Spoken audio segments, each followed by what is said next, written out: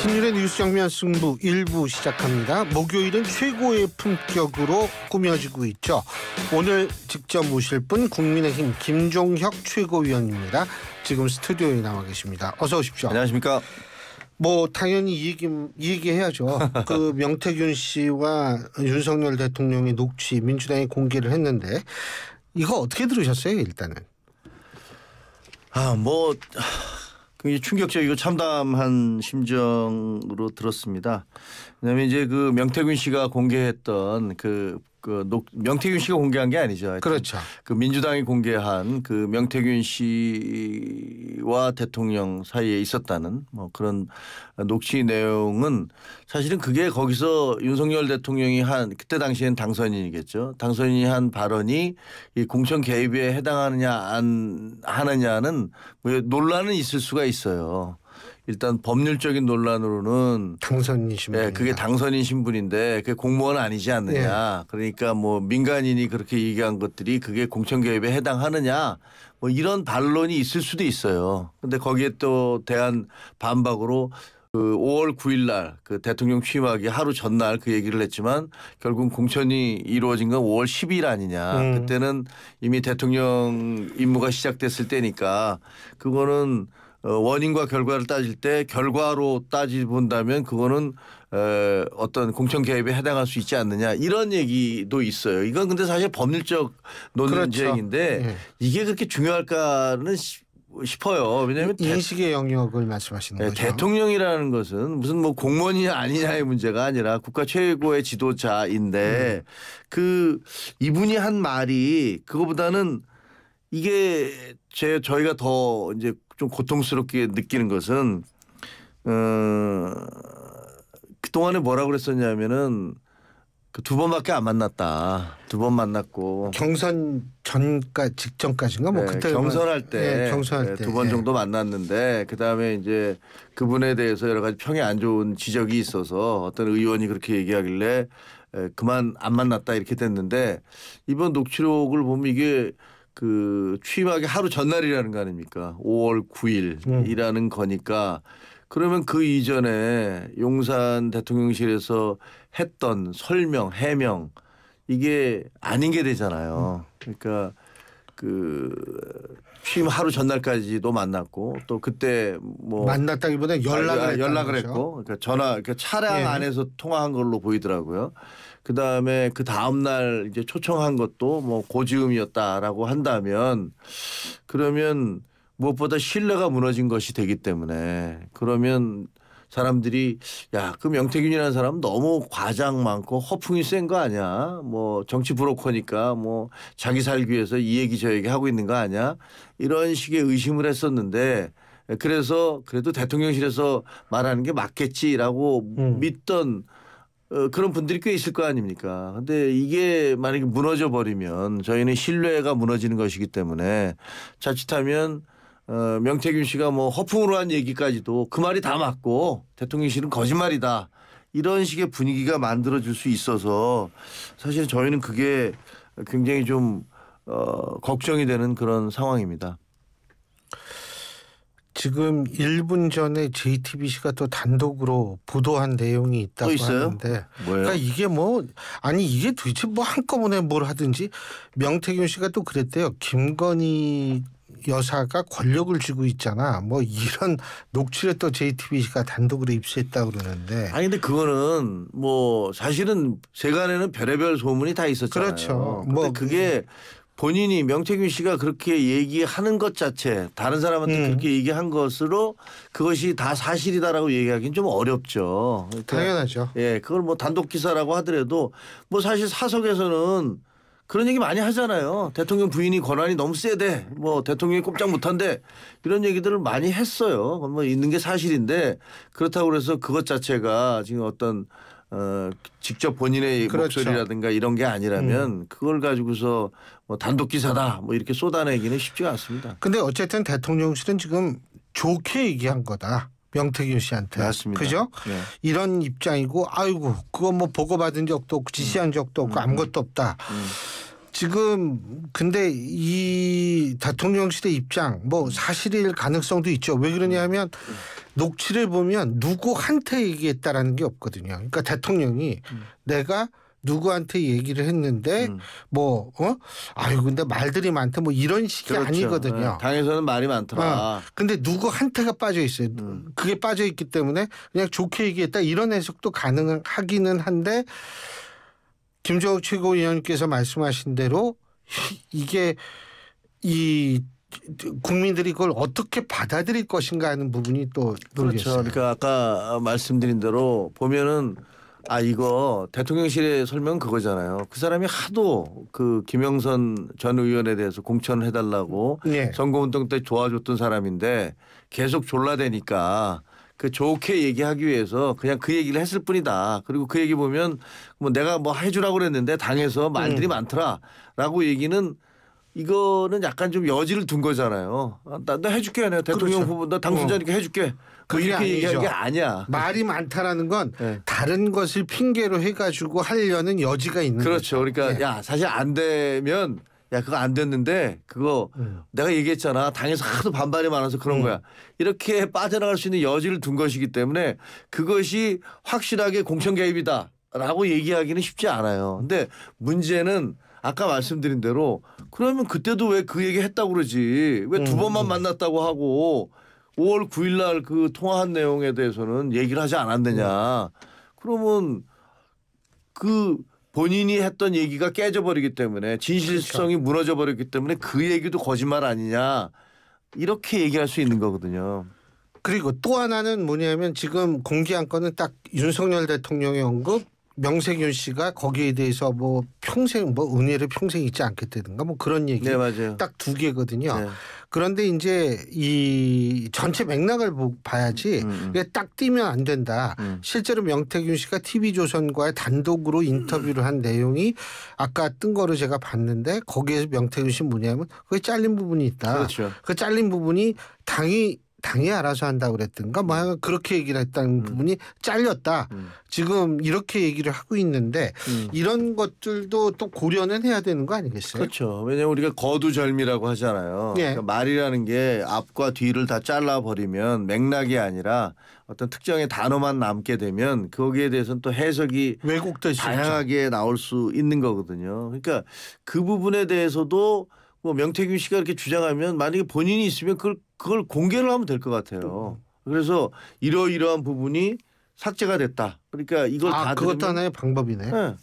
이게 다 들으면 이렇지 않다라는 것들을 공개를 하면 되는데 만약에 그걸 공개하지 않은 상태에서 그렇게 주장을 하면 그 말을 우리가 어떻게 믿니? 이렇게 들리잖아요. 뭐 아마 야당에서는 당장 믿을 수 없다라고 주장할 겁니다. 뭐 상황이 어려워지니까 저런 식으로 회피를 하고 있다. 이런 주장을 할 수 있겠죠. 그리고 아까 말씀드린 대로 두 번밖에 안 봤다라는 것들이 그것이 이제 그 얘기 자체가 무너졌기 때문에 신빙성이 무너졌기 때문에 이 말도 신빙성을 둘 수 없다. 제가 판사를 한 분들한테 얘기를 들었거든요. 전직 판사가 하시는 말씀이 사실 재판 과정에서 보면 실질적으로 판결을 내리는데 별 의미도 없는 그리고 시인해도 되는 작은 일들을 이거를 부인을 하잖아요. 근데 그걸 거짓말을 한 사실이 확인이 되면 그 재판은 그냥 진대요. 그러니까 판사가 보기에는 내가 보기에 저거 별로 중요하지도 않은 건데 저걸 거짓말을 했어? 그럼 얘는 다 큰 거지. 저것도 나머지도 다 거짓말을 했겠구나. 라는 심증을 갖게 된다는 거예요. 근데 이번 같은 경우는 사실은 뭐 두 번밖에 안 만났다라는 얘기가 그게 어떻게 보면 발목을 잡을 수도 있는 그런 상황이 돼버려서 지금 명태균 씨가 얘기한 대로 거두절미에서 맥락 전체를 보면 그것도 아닌데 그 단어만 빼냈다라고 반박을 할 수 있는데 거기에 대한 확실한 증거를 내놓기 전에는 거기에 대해서 믿기가 어려운 그런 상황이 돼버린 거죠. 근데 최고위원님께서는 뭐 언론사 편집국장도 하시고 그랬는데 지금 오늘 명태균 씨가 그런 얘기를 했어요. 그 땅속에다 파묻었는데 그거 태우러 간다. 어떻게 보세요? 이건 무슨 얘기일까요? 그 명태균 씨는 어떻게 보면 지금 상당히 이제 심리적 공황 상태 비슷한 것 같아요. 예를 들면 본인의 그 어린 딸의 사진까지 막 공개를 했잖아요. 그러면서 그거는 뭐 누가 얘기하는데 그거는 김건희 여사에 대해서 이 일종의 무언의 시위를 한 게 아니냐. 우리 딸 이렇게 어린 딸이 있는데 말이야. 당신이 이럴 수가 있어? 라는 식의 어떤 시위를 한 게 아니냐고 해석하는 사람도 있더라고요.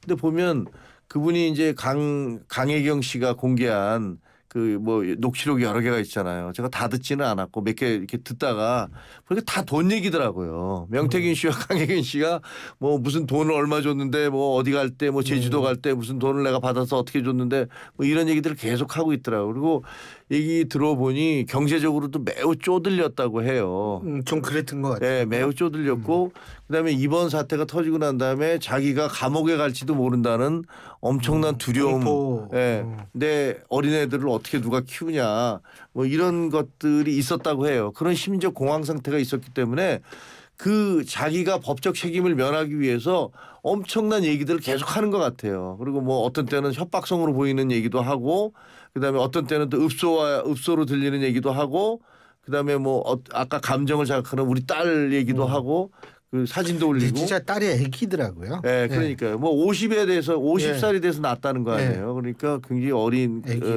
따님이 굉장히 어리던데 그러니까 이 사람은 뭐 좌충우돌 하면서 어쨌든 자기가 피해 어떻게 감옥에 안 간다라든가 사법 처리를 안 받기 위한 그런 노력들을 많이 하고 있는 거고 내가 뭘 여러 개 갖고 있다. 내가 예를 들어서 그 핸드폰에 유심칩을 뭐 어디다 숨겨놨다, 뭐 누구한테 맡겨놨다, 내가 구속되면 이걸 다 전부 다 까게 될 것이다라는 것도 일종의 이제 어떻게 보면 협박이죠. 뭐 누구를 상대로 해서 협박하는지는 제가 보기에는 아마 용산에 대해서 하는 것 같은 느낌은 들어요. 그러니까 당신들이 나를 빨리 구해줘야 될 거 아니냐. 근데 글쎄 그게 가능할지 여부는 잘 모르겠어요. 그런데 이제 우리가 정황 주변을 한번 얘기를 해보면 자 윤상현 의원이 그때 당시에 공관위원장을 지냈어요. 근데 나는 윤 대통령한테 공관 자료를 가져간 적이 없다. 라고 지금 얘기를 했어요. 예? 어떻게 보세요? 이것도 그러니까 주변 인물로서 중요한 증언이 아닌가 이렇게 볼 수도 있을 텐데. 일종의 진실 게임이 시작된 거잖아요. 근데 왜냐하면 이제 대통령 발언에는 뭐 공관위에서 가져와서 봤는데 이렇게 얘기했잖아요. 근데 가져와서 누가 가져왔을까? 가져왔다는 것이 뭐 실제로 들고 와서 가져왔다는 건가 아니면 보내줬다는 건가 뭐 이렇게 되는 거고 그다음에 이 윤상현 의원은 적어도 나는 아니다. 뭐 그러면서 그 안에 무슨 우리 공관위원 중에서 대통령의 사람 친한 사람이 대통령과 그때 당시 당선인이죠. 친한 사람이 있었는지 모르겠지만 뭐 이렇게 얘기를 하잖아요. 그러니까 자기는 아니라고 주장을 하고 있는 거예요. 근데 이 또 녹취록에 나오는 뭐 공관위에서 가져와서라고는 얘기하고 상치되는데 그게 그 윤상현 의원이 가져갔다 아니면 그 상식적으로 보면 공관위원장을 빼고 다른 밑에 사람이 대통령에게 그를 보냈다라는 그건 좀 이상하기는 해요. 그렇죠? 최고 책임자가 대통령께 뭐 말을 했으면 하지 않았을까 싶은데 이거는 본인이 아니라고 절대 아니라고 얘기하고 있기 때문에 여기서 뭐 그 말이 옳다 그르다 맞다 틀리다 이렇게 저희가 얘기할 수는 없죠. 제가 더구나 얘기할 수는 없죠. 이준석 의원 같은 경우에 그때 당대표였지 않습니까? 네. 그죠? 이준석 의원도 굉장히 격앙된 반응을 보이는 것 같아요. 지금 뭐 이 대통령실에서 이제 당대표 공관위원장 이런 언급이 있으니까 왜 나를 그렇게 쫓아내려고 했던 사람 왠지 지금 날 끌고 들어갔냐 이런 식의 뉘앙스의 언급을 했지 않습니까? 그 이준석 의원이 이제 페이스북에다가 그때 공천이 그렇게 무리가 있었던 게 아니다. 그거는 뭐 여성이었고 여성이 하나밖에 없었고 다선 의원이었고 뭐 경쟁력도 있고 뭐 이래서 한 것이다라는 투로 얘기했던 것 같아요. 어디서 날 파냐 이렇게 표현을 한 근데 그것을 이제 이번에 용산에서 해명을 하면서 이준석 전 대표도 페이스북에서 이렇게 얘기하지 않았었느냐라고 그걸 해명 자료에 넣으니까 이준석 전 대표는 이제 발끈한 거죠. 아니 내가 그때 당시에 나한테는 아무런 권한도 주지 않았고 내가 무슨 공천권이 있었냐. 결국은 당대표로 사인은 했지만 최종적으로 그건 공관위원장이 한 건데 그거를 당신들 사이에서 무슨 일이 있었는지 모르지만 그거를 해명하면서 나를 거기다가 집어넣은 것을 나는 용납할 수 없다라는 그런 항변인 거잖아요. 이준석 대표는 좀 뭐 예를 들면 기분 나쁠 수도 있겠다는 생각이 들어요. 그렇죠. 그리고 또 조금 있다가 어쨌든 쫓겨났으니까 네, 당연히 그렇죠. 그렇죠. 네, 사실. 근데 그 김종혁 최고위원님도 그 얘기 들으셨죠? 민주당에서 뭐 추가로 뭐 뭘 또 폭로하겠다, 지금 뭐 공개하겠다 이런 예고를 하고 있는 모양인데 어떻게 보세요? 뭐 그런 얘기 들었어요. 예. 네, 그러니까 사실은 저희가 대응할 방법이 참 난감해요. 예를 들면 이번 사건이 터졌을 때 아침에 나왔는데 어떻게 해야 될지 잘 모르겠더라고요. 왜냐하면 저희가 내용을 모르잖아요. 그렇죠. 내용을 몰라요. 그리고 이게 또 뭐가 튀어나올지를 모르겠어요. 근데 말하면 당대표도 그렇고 저희 지도부에서도 그렇고 여기에 대해서 뭘 알아야지. 뭐 쉴드 친다고 그러잖아요. 네. 예를 들어 방어막을 좀 예. 같은 우리가 집권 여당이니까 함께 아무래도 좀 보호를 해야겠다 그래서 쉴드를 친다고 하는데 뭐 내용을 잘 모르기 때문에 괜히 이걸 쳤다가 전혀 엉뚱한 얘기가 전혀 예상치 못한 얘기가 튀어나오면 그럼 당도 함께 무너져 내릴 거 아니에요. 쟤들도 거짓말쟁이다. 이런 식의 비판을 받을 수 있어서 사실은 정말 저희도 굉장히 멘붕이라고 그러나요? 뭐 어떻게 될지 모르는 그렇죠. 그런 상황에 있었던 게 사실이에요. 그리고 이제 그거 뭐 일설에 의하면 그뭐 사실인지 아닌지 모르겠습니다만 뭐 내일 아니면 토요일 날 공개할 수도 있다 이런 얘기를 들었다고 누가 얼핏 저한테 얘기를 하는데 어떻게 될지는 그건 진짜 모르겠는데, 근데 제가 또 최고위원님께 여쭤보고 싶은 게 지금 특별감찰관 제2부속실 막 이게 사실은 김건희 여사와 관련돼 있는 문제였죠. 근데 오늘 이 녹취가 나옴으로써 지금부터는 김건희 여사보다는 윤석열 대통령에 대해서 더 관심이 갈 수 있는 상황이 벌어진 거, 좀 이게 상황이 변한 거 아닌가요? 그것도 뭐 일리 있는 지적이시고요. 그러니까 왜 뭐 어나더 페이지라고 그러잖아요. 페이지가 아니라 넘어가게 된 거죠. 예. 다른 페이지가 시작되는 듯한 그런 느낌이 들기도 하고 또 한편으로는 그 특별감찰관이라는 얘기가 굉장히 좀 뭐랄까 별것 아닌 것처럼 느껴지는 그런 분위기가 돼버린 지금 것도 이제 그렇게 된 사실이에요. 거죠. 예, 사실은 야 뭐야 이거 이렇게 공천 실질적으로 이런 목소리도 있고 그런데 그 정도가 뭐라고 뭐 이렇게 될 수도 있어요. 근데 저희는 참 답답한 게요. 우리가 어떤 문제에 대해서 대응을 하려면 그걸 다 알아야 되잖아요. 네. 왜 우리가 그 변호인이 어떤 사건을 수임할 때 항상 저 클라이언트한테 그렇게 얘기하잖아요. 다 얘기해 달라고. 그렇죠. 피의자한테 얘기하잖아요. 이거 다 얘기해 줘야 됩니다. 당신이 다 얘기 안 해주면 아무리 부끄럽고 문제가 되는 것도 다 얘기를 해야 된다. 그래야지 내가 재판정에서 방어를 할 수가 있다. 만약에 당신이 일정 부분을 숨겨놓고 얘기를 해서 내가 그것만을 가지고서 논리를 구성해서 법정에서 방어를 하다가 그런 사실이 숨겨놨던 사실이 몇 개만 튀어져 나오면 안 그럼 되죠. 나는 네. 당신을 방어할 수가 없다. 무너져 내린다. 아까 제가 판사님 얘기 전직 판사 얘기도 했었잖아요. 몇 가지 사실에서 중요하지도 않은 건데 그게 거짓말이었다는 것으로 드러나면 나머지 전체의 그림이 다 망가져 버린다. 그래서 판사도 저 사람 믿을 수 없는 사람이다. 이렇게 생각을 하게 되는 경우가 있듯이 지금 저희가 딱 그런 상황이에요. 원래 이런 문제가 터졌을 때 만약에 좀 아쉽고 안타까운 거는 용산에서 우리 당에 이러이러한 문제가 있다라고 솔직하게 얘기를 하고 여기서 어떠한 부분은 법적 문제가 생길 수도 있고 어떠한 문제는 정치적인 해결책을 찾아야 될 것도 있고 나머지는 또 이건 너무 과장된 것이고 이런 식의 허심탄회한 논의가 이루어졌다면 그러면 저희도 얼마든지 방어하기가 쉬웠을 거 아니에요. 근데 지금은 이게 사실은 뭐가 있는지를 모르기 때문에 이걸 어떻게 방어해야 될지도 잘 모르는 그런 상황이에요. 그래서 한동훈 대표가 아직도 좀 명확한 입장을 밝히기가 좀 어려운 거죠. 어떻게 하겠다. 이게 뭐 어떻다. 이 문제는 이 사실이다 아니다. 뭐 이렇게 얘기하기가 좀 힘든 상황이다 이 말씀이신 거죠. 그렇습니다. 만약에 이건 뭐 그냥 가정에 불과합니다만 만약에 대통령이 된 이후에도 통화를 하거나 만나거나 이런 사실이 있으면 어떻게 할 거예요 그러면? 그럼 우리는 어떻게 그 이전에 만약에 이거는 대통령 좋아 미안하지만 두 번 만났다는 건 사실이 아닌 걸로 드러났다. 하지만 이거는 적어도 대통령이 되기 전의 일은 아니냐라고 우리가 읍소를 하거나 방어를 했는데 알고 보니까 또 그런 게 아니더라라는 또 다른 것이 나오면 그 다음에는 뭐 당으로서는 방어할 수 있는 게 없잖아요. 그러니까 이런 부분들에 대해서 상당히 좀 지금 난감한 처지인 것도 사실이에요. 지금 또 하려고 하는 것 같아요. 명태균 씨 문제에 대해서 민주당이요. 그러겠죠. 뭐 김건희 여사와 관련된 그 특검 안에도 명태균 씨가 들어가 있어요. 예, 이건 또 뭐 따로 하겠다는 건지 뭔지는 잘 모르겠는데, 그 지금 딱 그 한 가지잖아요. 지금 드러난 것들은 이제 그 공천 과정에서 뭐 나는 그 공관위에서 가져와서 김영선이라고 얘기했는데 뭐 당에서 뭐가 말들이 많네 뭐 이 얘기잖아요. 글쎄. 이것만으로 특검을 하겠다. 그건 좀 생각 좀 해봐야겠는데요. 근데요, 이게 지금 저는 이제 개인적인 제 의견인데, 뭐 수십 년 동안 정치 이런 현상을 보면서 느낀 건데, 11월 2일 날 이번 주 토요일에요. 민주당이 밖에서 장외투쟁을 합니다. 그렇습니다. 이른바 롱패딩인데 아직은 날씨가 더워서 롱패딩 입으면 그거는 쪄 죽을 것 같고.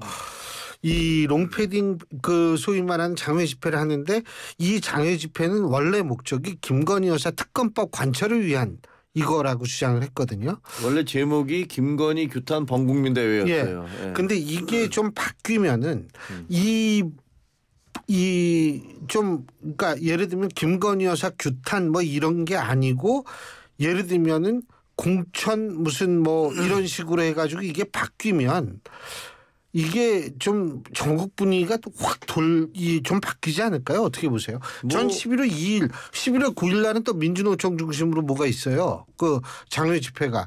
이게 계속 있는 상황에서 좀 뭐 변할 수 있는 상황이 그러니까 굉장히 상황이 좀 굉장히 급박하게 돌아갈 것은 아닌지 이런 제가 보기에 민주당은 굉장히 오래 준비한 것 같아요. 잘 짜여져 있는 시나리오 같다는 느낌도 들어요. 예를 들면 지난번에 이제 그 박근혜 전 대통령 때 그 태블릿 PC가 공개가 됐잖아요. 그게 뭐 워낙 충격이었고 거기에 대해서 이제 박근혜 전 대통령이 사과를 했고 그러고 나서 17% 정도 되던 지지율이 5%로 뭐 폭락을 하고 그때부터 이제 탄핵을 향해서 뭐 거침없이 달려갔던 거 아니겠습니까? 근데 이번 같은 경우도 보면 11월 2일 날 이제 처음으로 이제 장외 집회를 하겠다라고 하는데 목요일 날 지금 터진 거 아니에요, 이게. 그러니까 금요일 토요일이니까 만약에 내일 터지면 바로 동원하기도 쉽지는 않아요. 근데 목요일에 해서 내일 시간을 두고 내일은 또 뭐가 있냐면 그 운영위원회가 있어요, 국회에서. 운영위원회니까 용산 대통령실의 관계자들이 다 출석을 해야 돼요. 아마 내일 운영위원회에서 뭐 굉장히 난타를 하겠죠. 뭐 그러면서 어떻게 보면 굉장히 에스컬레이터 되는 오늘 그거를 그 폭로를 하고 내일 운영위를 열고 그다음에 토요일 날은 길거리로 나가고라는 것들이 나름대로는 짜여진 시나리오가 아닌가라는 생각도 들어요. 그리고 그런 것들을 통해서 이제 자기 본인들이 원하는 뭐 탄핵 열차로 달려가려는 그런 계획을 갖고 있는 건 아닌가 그런 생각도 듭니다. 국민의힘도 맞불 집회한다며요. 그건 사실 아닙니다. 사실 아니에요? 네, 그거는 이제 오보인데요. 예. 그 맞불 집회라는 것들은 뭐 우리 당 지도부에서 결정하는 건데 무슨 뭐 TF팀을 만들어서 거기에 대해서 맞불 집회를 한다 뭐 이런 식의 보도가 나왔더라고요. 그래서 아마 저희 그 당에서 알림으로 그게 사실이 아니다. 그런 알림을 뭐 내보낸 걸로 알고 있습니다. 그 사실 여당이 또 이 밖으로 나가는 것도 모양이 좀 그렇죠. 아니 뭐 예. 여당이 앞장을 서서 그거를 바꾸고 예. 예를 들면 시민들이 자발적으로 지난번에 언젠가 조국 법무부 장관 있을 때 10월 3일 개천절 날인가에 뭐 정말 광화문에 어마어마한 인파가 쏟아져 나왔잖아요. 근데 그거야 뭐 저희가 뭐 그 강요해서 한 것도 아니고 조직해서 한 것도 아니지만 집권 여당이 무슨 TF팀을 만들어서 그 길거리 맞불 집회를 한다는 거는 모양새도 이상하고 그건 뭐 합당해 보이지 않습니다. 알겠습니다. 아유 오늘 뭐 갑자기 터진 일이라 가지고 오늘 말씀 여기까지 듣죠. 고맙습니다. 고맙습니다. 예, 국민의힘 김종혁 최고위원이었습니다. 경동남